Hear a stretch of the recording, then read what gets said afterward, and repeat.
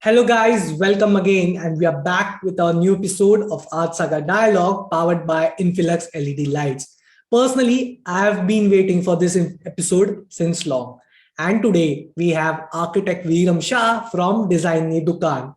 Now, let's get to the interview and know about his architecture journey and let us know about those intricate details about his furniture. Subscribe to f.y.i and learn architecture with fun. And hit the bell icon to never miss any update. Design.ni.Dukaan is a multidisciplinary studio based in Ahmedabad, Gujarat, focusing on the concept of design in totality and without distinction. This encompasses scales from architecture to furniture projects. They are a craftsmen-based studio and work closely with their carpenters and artisans, attempting to revive age-old dyeing techniques and incorporate them into current context. An unconventional and unorthodox practice led by architect Veeram Shah is a collective of young people who consider design to be means of breaking barriers between art and our living perceptions. He strongly believes that architecture can only be learned hands on and derive his inspiration from iconic work of Carlo, Scarpa, and Le Corbusier, while paying extensive attention to the details. Let's go and have a chat with him. Hello, sir. Welcome to Art Saga Dialogue, and thank you for taking out time for this interview. And I found out about Design Dukaan on Instagram, and I was loving those intricate furniture designs. And today I'm so happy that I've got an opportunity to have this interview with you. Thank you. Thank you for having me. So we'll start with the first segment, which is PSD, Philosophy, Story, and Design.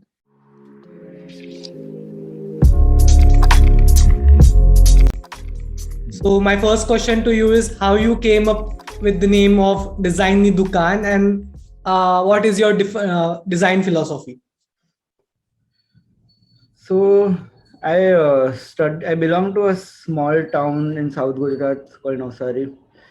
We left the town because there was no future there. I studied in Pune for around 9 years after my 10th grade, and then I ended up being back in Ahmedabad because my parents had shifted here after I finished college. So I mean, we were a bunch of designers, from different fields, and we would meet. There's a hospital called VS. It's broken down now, but we used to meet there, And there were these medicine shops called Dawani Dukaan, like 10, 15 of those. I was sitting there, and I just randomly told these people that why don't we have a collective of different designers and create like a design dukaan. So that was a very random sort of a conversation over a cup of tea, and we said okay, because there was different city from where you lived for 9 years, so there was everyone was doing their own jobs, etc. So why don't we do a collective and create, don't define design by scales and just start something. So that's how it started. And philosophy, I mean, I don't know where to start because I think you had taken Girish sir's interview also. Yes. So my introduction to architecture was through him. So he's also Gujarati, and he used to teach me in first year. Yes. And he told me one day that you might not get to learn much in college. My office is right here on FC Road, so come over. So I used to go on Sundays, and he used to take us on site. And so then his guru B. Doshi and then Corbusier, so modernism sort of came into being, and I started reading, understanding the workings of how architects have developed their own work. And so beyond that, it's a much bigger story if you consider the formative years. But one thing that they imparted with Girish sir, there was a bunch of other professors. Arun Ogle, very senior, used to teach at JJM. So they made sure that we don't focus only on design to figure out design. We used to have the Arun sir used to make us bunk college and go take us for movies, at film festivals. And we used to sit and watch movies, and then after that wonder ke hua kya, matlab, what just happened. And a lot of movies that I've seen after in the coming I realize it's art is very difficult to understand. It's not one spectrum. It is a complete development of how you perceive art in, say, architecture, pure art, literature, music, so many things. So it's a collective of, and I've realized, and even then, Girish used to have this thing called room open for art and design, something like that. So used to have people presenting their thesis, musicians used to come over, etc. So it was, I think, all these years I've realized that you can't. It's a complete circle. You can't develop your philosophies in isolation. Mhm. So every time that I've experienced something, whether it's traveling or people or books, it somehow becomes a part of your progress or your story or your philosophy as such. So I think you have also mentioned about FC Road, and I have to tell you that I also graduated from Pune. So I have did my architecture from Siagat College of Architecture. So my next question to you is as architect always looks for inspiration. What has been your inspiration in architecture? Mm, I don't know. It's been very contextual for different projects, and in all these years, like I've been working on one architectural project for the past 8.5 years, which is almost done now. Almost in a sense, it's done. But so with that, no. So I'll tell you an example of a story to put into context how things have worked. So we did a lot of designs. We were very young that time. I mean, this is like what I was 24, 25. And so we did a lot of designs, and the client, we showed him all the designs that we worked on for 3 months. And then he was like, Veeram, have you done only one design? So I was like, okay. And then he put everything aside, explained a few things, and then he said that even if my house doesn't have an elevation, it's fine. So then I came back to Navsari. We used to work from Navsari that time. And there's this Kabir Bhajan called Nirbhay Nirgun, that Kumar Gandharva song. So you're listening to that, and in that, basically the premise is that Kabir is talking to God, and he's saying that, okay, God, I will sing about your praises fearlessly, Nirbhay.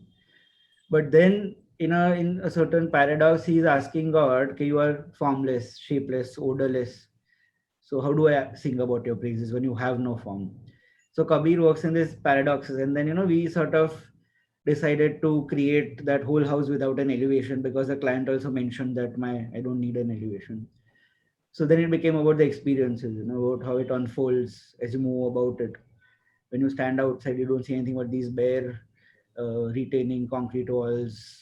So, and then I mean, there's a lot that goes behind, but these are small things that I sort of look forward to. Like, one more weird thing that happened now after all these years, that one of my friends, he's a singer, an artist, and he spoke about another Kabir Bhajan called, in which there are lines which talk about Roop, Arup, Roop, and Swarup.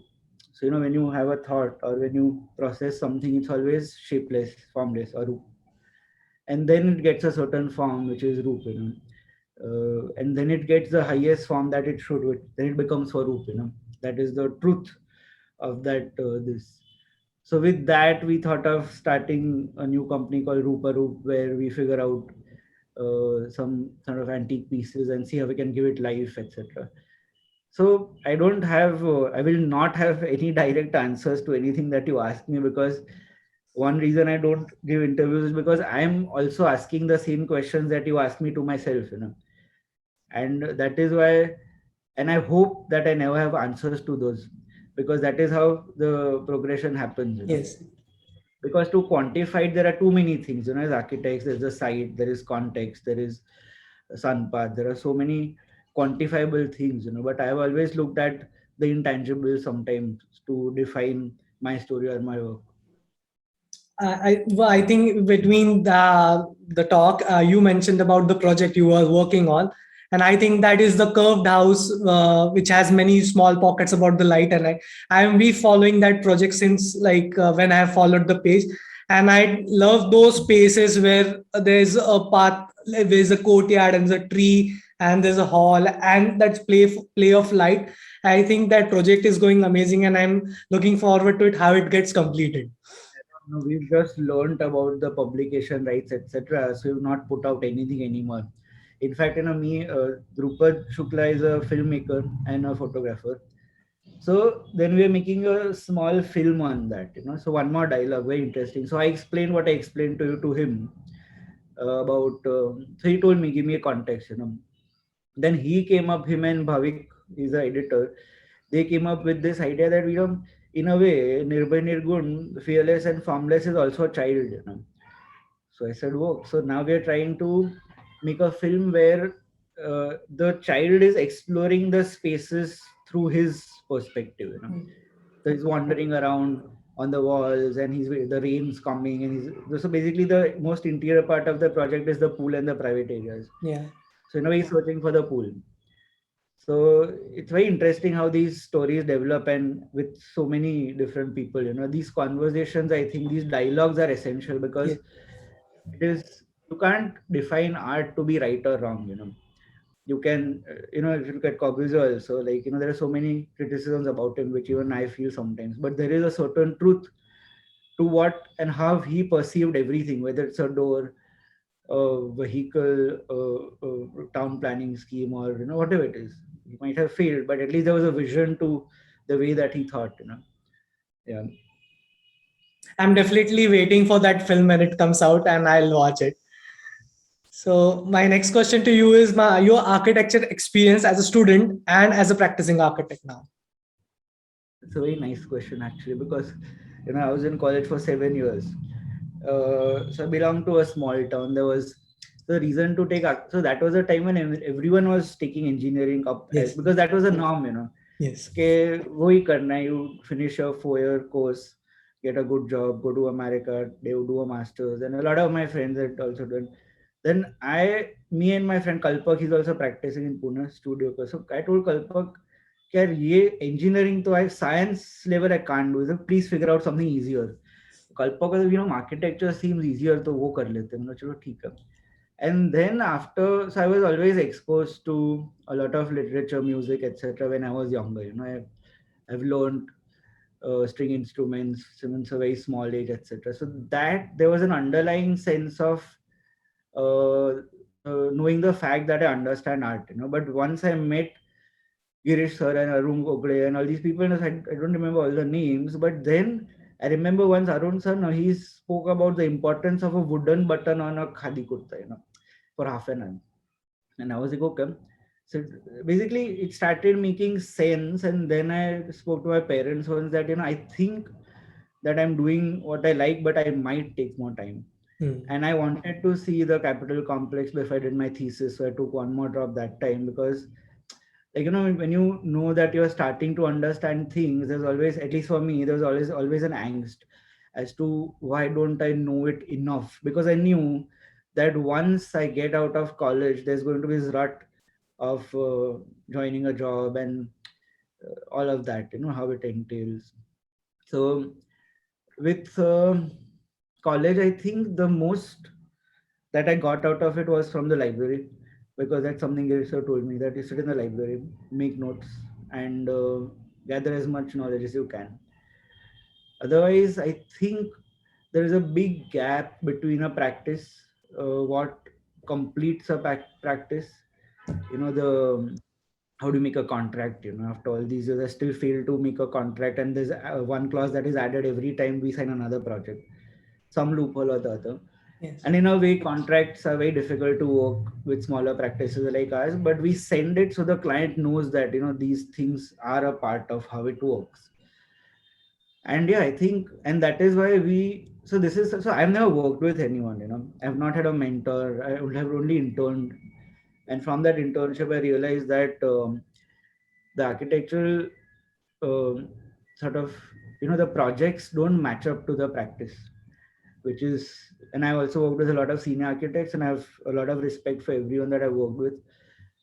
But you look at them, you look at their work in the magazines, and you think that, oh my god, this is like so good. But when when I've been associated so closely with them, I've realized that it's not the warmth that the practice should have. And that is why, in a way, I feel very good that everything that we've built is unique in its own sense. We don't have work timings, we don't have cabins, we don't have any distinctions. Everyone, everyone calls me Veeram. Even if the interns are 21, they still call me Veeram. I was like, if you want to respect something, you respect the person from within. I don't want any sir, madams in office.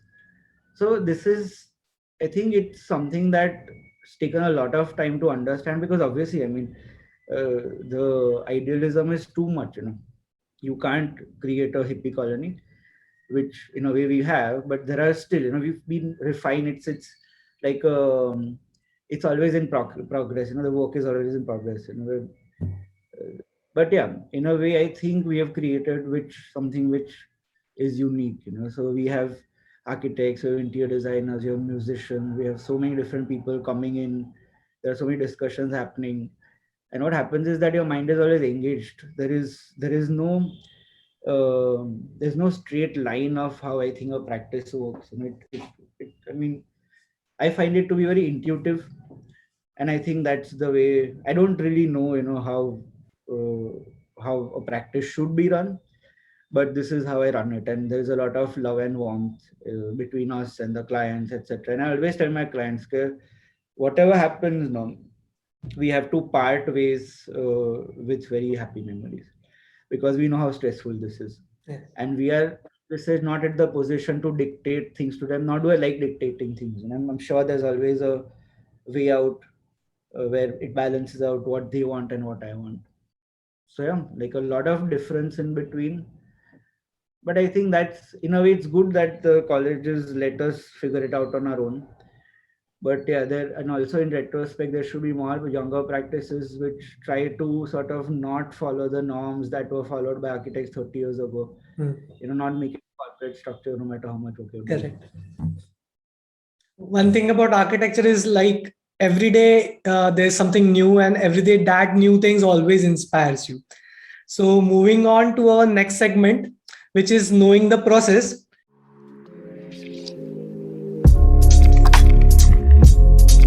In this segment, we'll know about your process during the design.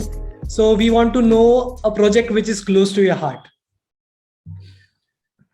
So I think the closest will be this large project that I've been working on. It's been 8 years of stories, 8 years of understanding, learning from so many people, because it was such a large project. There were very senior consultants involved, and that time, for a fact that you don't have that much knowledge to sort of figure. But my technical base was very correct. So um, I mean, it is too long to explain in terms of a process. I started that, but I'll tell you the technical parts of how those things work. So there were so usually when we used to draft our drawings, we used to always make sure that the structure is almost considered, the beams, columns, etc.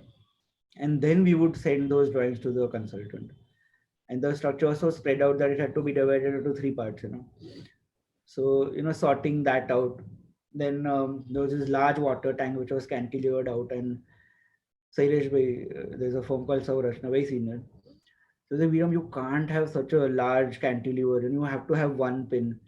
And then I would tell, no, Sailesh, like this is the only thing that's coming out. It's the only art. I would pour my art out, and they go, wait, let me figure it out. So very interesting conversation. Then there was a HVAC consultant, Anjarya. So there's a like Savai Gandham, there's a thing called Saptak that happens here. The project was stuck for 2 years around. I would meet him every time. I was like, Sahib, is the project happening? Should I give the money back? Like very warm people, and the HR was very complicated because such a widespread square footage, and there were 3 units, VRF units, which were to sort of cater to everything. And because I would never say no to the client, things would keep changing. So the tonnages would keep changing, and there is, so for the whole structure we have done a ductable unit. So there is, you see, very clean things. So these are very technical. So that's what you have to be very closely related and associated with these technical gurus. Because eventually, if you want to create architecture, to a certain sort of a minimalism. You don't want to leave it on them. Like how I've seen practices that okay, this is the plan, and you're the consultant, and you make the drawing and you give it to me. With us, it was a very close conversation between me, the structure engineer, the plumber, and the HVAC person as to how do I make the structure so clean. So that is, and also because we change so much, and plus, it's in a very remote area. So the contractor, which is, I think, the most essential part of an architectural practice. So I had told the client that he won't be able to. He had done his factories and all, but plaster and normal construction. So I told my client that I'm going to test him. So we made these sample walls with different shutterings, and then he and made him do my office first. I was like, "आप पहले ये करो, फिर हम आगे देखेंगे." Then he did that. So what happens is that if I take a contractor from Ahmedabad, the cost automatically becomes 5 times, for concrete shuttering, etc.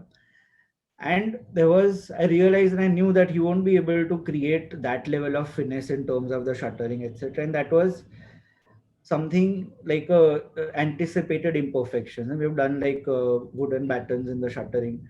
And I knew that he's going to shift it a little. It might go a little cross, but that actually became the most beautiful part of the project. That intuitively, because of his imperfections, it lent certain imperfections that you cannot draw or create as an architect. Yes.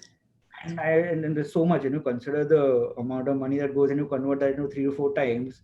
There was so much savings in terms of the cost that helped the client.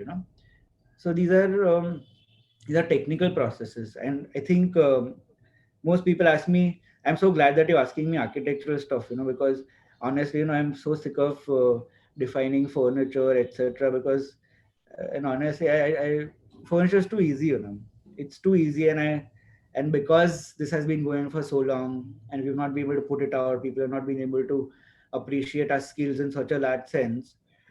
But I think this is so much more challenging. Like I always tell people that I would never use my own furniture for my own projects, because I think it would be a crime to use a console to beautify the space. I think architecture is sacred by itself. Yes. I don't to add so much. I think even without furniture, if the space is clean, that is a job well done. As you said that like you was always like you don't like questions on furniture, then my next question was to you about furniture. No, but please, you can complete the circle. I'm so glad we started by architecture at least. Yeah. So I want to ask the process for you follow for furniture design. It's so for the whole base for starting the studio was that we don't define design by scale. So the same underlying principles fall for anything and everything, whether it's architecture, whether it's furniture, whether it's jewelry. But there are certain technical issues to resolve which are different for everything. With jewelry, we've done a few pieces for daughters. So the intricacy and how that karygar works with jewelry in that scale is so different from what architecture is. When it comes to furniture, it's the same, you still see the same modernist forms, the imperfections, the tension and drama, etc. That so that's what I think, and this is something that I always tell my students also, or I tell everyone that there is everyone has their own story. You come from somewhere. There's a process. You work with someone, and it was so beautiful. This time, me, Girish sir, and Prasanna Murray met in Rajkot, and Girish sir was showing his projects from say 80s and 90s, where he was his own contractor, because he used to Yes. design and build everything. So, वही मतलब I think the process is, I think for him also, he would just narrate what happened. And it is very difficult, I think, for people like us to put into perspective the process, because it is just something that happens, because we come through something, we read something, like if you to romanticize it in a way, no, I somehow can't do. Like, I remember watching Pather Panchali, Satyajit Ray's films in college. Arun sir used to take, and I was like, "Ye kya hai?" Matlab, it's like the most boring. Like I could nothing, and I've seen that film in so many times after college, even now, and every time I see it, something new comes up, my favorite part about Satya was that such limited technical things he had, and yet he created such wonders out of non-actors. And if you look at Girish sir also and Prasanna also, they've created wonders out of the simplest materials, simplest clients. So वही मतलब it's the dialogue that you have with your client, or a Yes. dialogue that I have with myself. कि, okay, what do I want to design today, and what am I reading today? What have I heard, or what music am I listening to? It flows. It flows. One thing about Girish sir is that he's a great storyteller. Like Yeah, when yeah. I interviewed with him, like he told me such beautiful stories about his projects and his clients. And yeah, this was great. And I would like to ask, I see many materials like you work when you design furniture. So basically, like personally, I love that swing with brass finish wood and rattan cane mesh at back. So what more materials you would like to explore in future? So woodworking is something that once I came to Ahmedabad, I was working on a project through college. I finished that, and we did not know what to do. So then like me and a bunch of friends, we went back to Navsari, my hometown. And my father used to restore antiques, so we had a carpenter, probably 1 year elder to me, Pujaram. And I told him that I've saved some money. So we put out all of my dad's antiques, and I said, let's start documenting all this and see if we can do contemporary versions of these pieces. So woodwork is something that we did hands-on when we started. That house had become a workshop. In the backyard, we used to be polishing things, figuring things out, seeing proportions, scales, joineries, etc. And so that is something that sort of naturally came to us, and that sort of got us. Initially, we had to take up everything that we could, so we only worked with materials that we were comfortable with. And because we had worked hands-on with these materials, it was easy to tell carpenters कि ऐसा नहीं नहीं ऐसा होता है वो मैं करके दिखाता हूँ, Yes. And then now, I mean, there are so that's what I mean. The current discussion or the current future in the office is exactly what we are considering what all to explore, because anyways we have so many designers from different fields joining us. There's so many textile designers who are doing such beautiful work. And textile is something I'm very close to. So you're trying to figure out materials that we can explore, and so it's become a collective. We've had so many people working with us in the last, say, 8 9 years, and we're reaching out to them to see what they are doing. And so there's this guy called Ron who worked for around 2.5 years in the struggle period. So he is exploring terrazzo as a material, but not in the sense that we have seen it getting casted. Yes, yes. So now the dialogue that we've initiated, okay, how do we push it to a product that no one has seen, And also, this will happen probably if I make enough money this year. So I want to put out, in a way, scholarships. So there are so many students who pass out from the lesser colleges like NID, NIFT, even architects, and we never get the time, or nor do we have the money to explore a craft. So this scholarship is going to be an open call. Say, suppose you are someone who wants, or maybe has studied some brief craft in a short way because you didn't have the time or the money. So you give me a proposal that this is a craft that I want to explore. I will need this much time, and these are the, like, a complete proposal that you give me, the whole finances, and I want to sponsor people to start creating, staying there with the craftsmen, Mhm. exploring the craft, creating certain, say, 5 products for me. And beyond that, they are free to do that on their own. This is just basically a launch pad. So Yes. I'll sponsor the money to you to figure that out, and then you're free of it. But in case you do something bad, I'm always going to be a worst critique. So yeah, so that's what, like, there's so much to explore, and this is the way that we are going about it. The In quantifiable numbers, I don't know what material. So do let me know about the workshop, and I'll definitely count me in. So I am kind of moving myself towards furniture design, but not in a sense that I would be practicing it much. But as like I have listened to you now, and like I am interested to be a part of that workshop, and let's see how it goes. So, moving on to my next segment, which is advice to aspirants.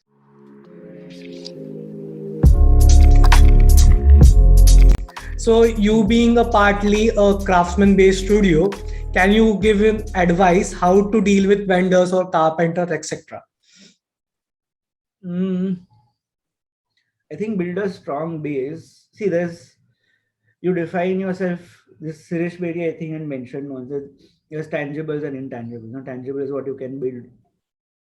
Intangibles are the in between spaces, the feelings when the sunlight comes in, what happens. So I think first, in terms of intangibles, build a very strong process. Whatever inspires, now the like when in a way, I don't know if it was good or bad that we had limited knowledge or limited access to information, but don't take half information. Don't do research of the internet. Read a book. If you want to read biographies, you'll understand how minds have come from, like, the processes have come up.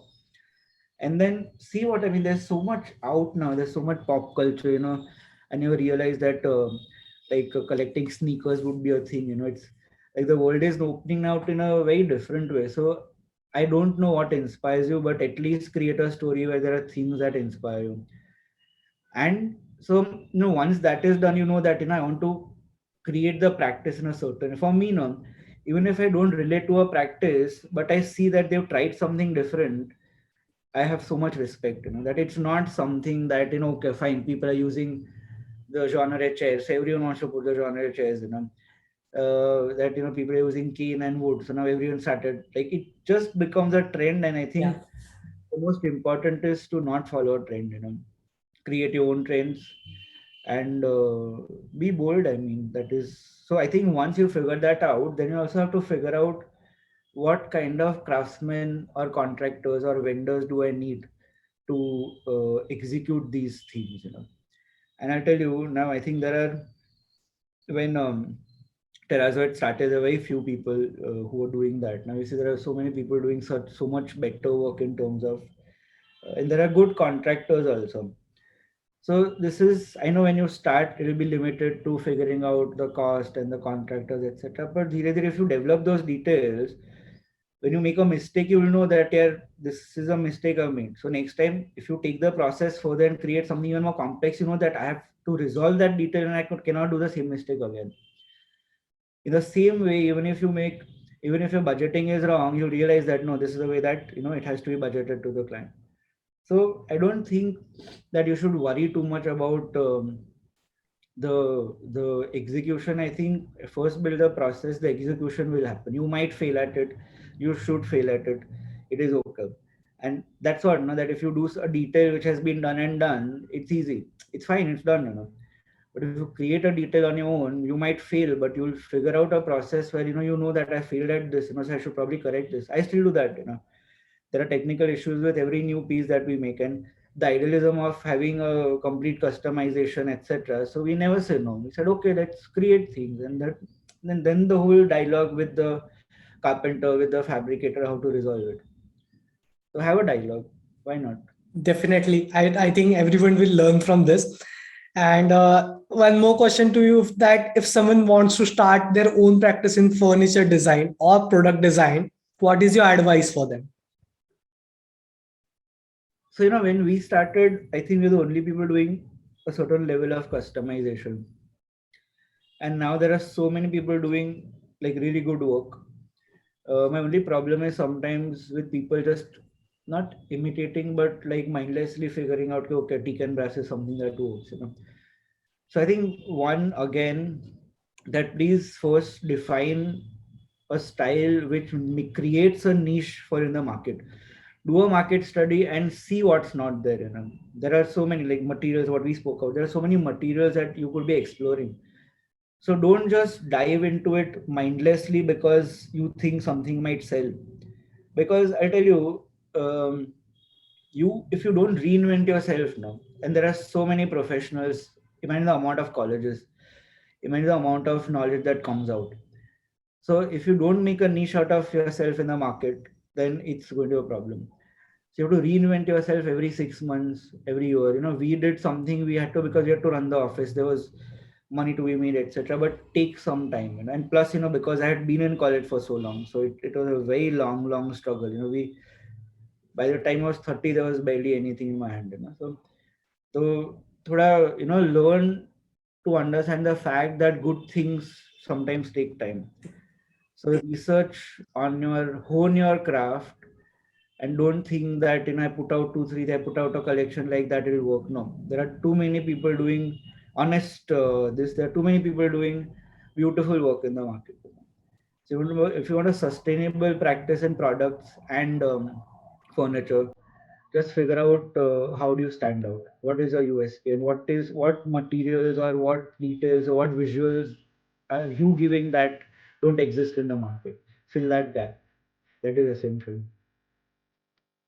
Okay, so I think we have learned a lot today from you, and not only about furniture design. I'm very glad that I have asked you questions about architecture and your architectural journey, and I'm so happy that you explained this project which is going on from 8 years, which I personally love when I see those images on your profile, and I'm just definitely waiting for it to complete so I can see that whole movie. And we also learned about the art of craftsmanship and the process. So, Veeram sir, thank you for having this interview with me, and thank you. Yeah, yeah, that's good. I'm glad. What an amazing journey. See you in the next episode next week, but please do not forget to subscribe to my channel.